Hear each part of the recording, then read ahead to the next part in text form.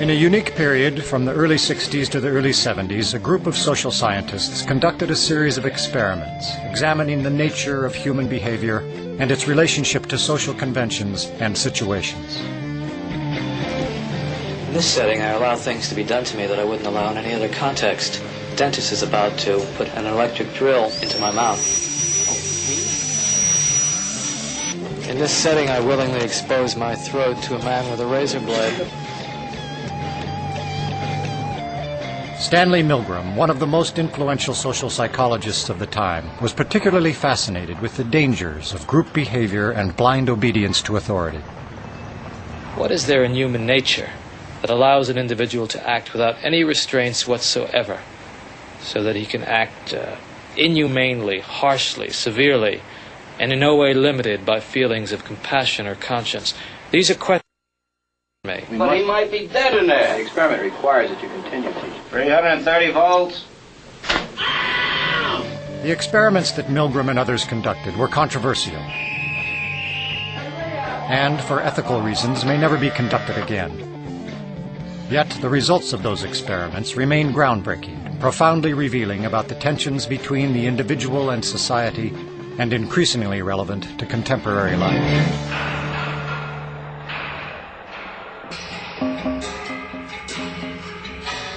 In 1962, Stanley Milgram shocked the world with his study on obedience. To test his theories, he invented an event that would become a window into human cruelty. In ascending order, a row of buttons marked the amount of voltage one person would inflict upon another. Milgram's original motive for the experiment was to understand the unthinkable: how the German people could permit the extermination of the Jews. When I learn of incidents such as the massacre of millions of men, women, and children perpetrated by the Nazis in World War II, how is it possible, I ask myself, that ordinary people, who are courteous and decent in everyday life, can act callously, inhumanely, without any limitations of conscience? Now, there are some studies in my discipline, social psychology, that seem to provide a clue to this question. The problem I wanted to study was a little different. It went a little bit further. It was the issue of authority. Under what conditions would a person obey authority who commanded actions that went against conscience? These are exactly the questions that I wanted to investigate at Yale University. It is May 1962.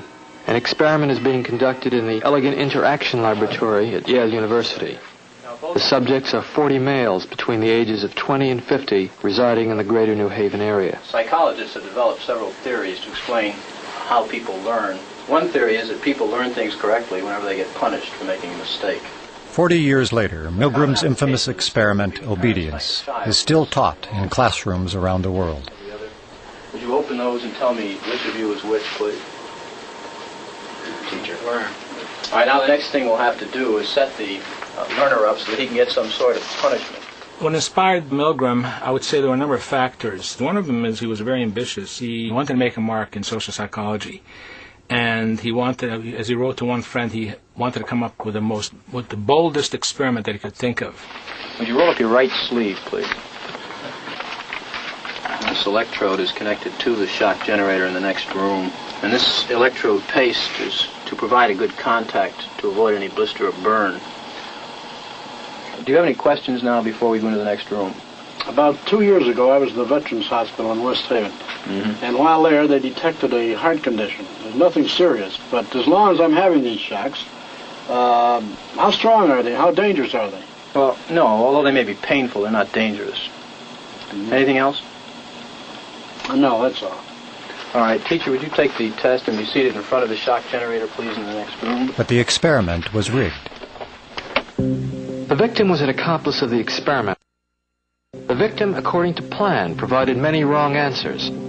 His verbal responses were standardized on tape, and each protest was coordinated to a particular voltage level on the shock generator. Now, as teacher, you were seated in front of this impressive-looking instrument, the shock generator. Its essential feature is a line of switches that goes from 15 volts to 450 volts. and a set of verbal designations that goes from slight shock to moderate shock, strong shock, very strong shock, intense shock, extreme intensity shock, and finally XXX, danger severe shock. Your job, the experimenter explains to you, is to a word pair test. If he gets each answer correctly, fine, you move on to the next pair. But if he makes a mistake, you are instructed to give him an electric shock, starting with 15 volts.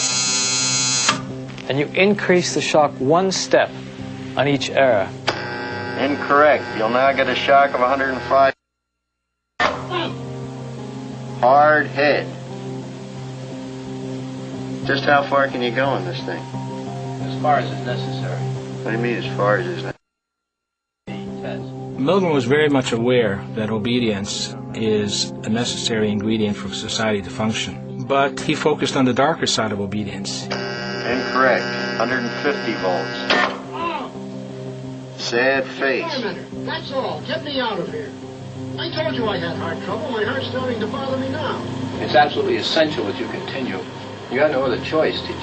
Oh, I have a lot of choices. My number one choice is that I wouldn't go on if I thought he was being harmed. Now this man makes disobedience seem a very rational and simple deed. Now other subjects respond quite differently to the experimenter's authority. Wrong. It's hair. 75 volts, Jim. You don't know. Please continue. Some psychologists were troubled by the ethics of it.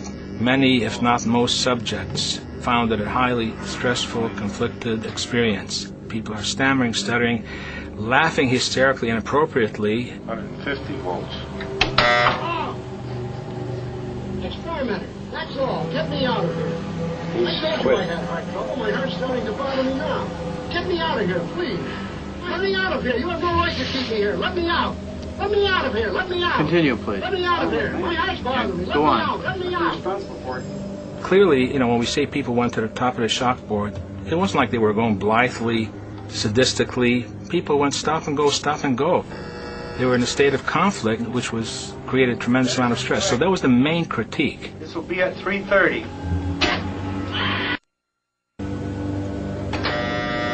As his voice began to show increasing frustration, so did I.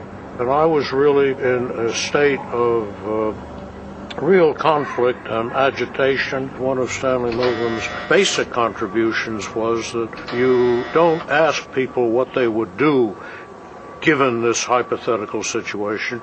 You put them in the situation. Wrong. I want the 180 volts. Please continue, teacher. 180 volts. I can't stand the pain. Let me out of here. Can't stand it. I'm not going to kill that man there. According to Milgram, one of the things that's a prerequisite for carrying out acts that are evil is to shed responsibility from your shoulders and hand it over to the person in charge. I mean, who's going to take the responsibility if anything happens to that gentleman? I'm responsible for anything that happens here. Continue, please. All right, next one, slow. He didn't hold any gun to anybody's head. Just the fact that he conveyed a sense of authority. Roughly 60-65% of the people went all the way to the top of the shock board. 450 volts. That's it. Now continue using the last switch on the board, please. The 450 switch for each wrong answer. Continue, please. I'm not getting no answer. Don't the man's health mean anything? Whether the learner likes it or not, we But must... he might be dead in there. Milgram made the point, I think very effectively, that the Nazis weren't all a bunch of psychopaths at Belsen and Dachau. Half a death camp from the middle class in New Haven. Well, who was actually pushing the switch? I was. But he kept insisting. I told him no, but he said he's got to keep going. What kind of obedience would Milgram get today if he were to do the experiment today? Probably about the same. Probably about the same. Why? I don't know. I think people are just inherently obedient. It just really shows how far human beings will go to appease what they perceive to be an authority figure. Milgram has identified one of the constants, one of the universals of social behavior. The readiness to obey authority cuts across time. It's a constant. The other outstanding and distinctive thing about the obedience experiment is how much it has and keeps on permeating contemporary culture and thought. It's still with us in very, very important ways.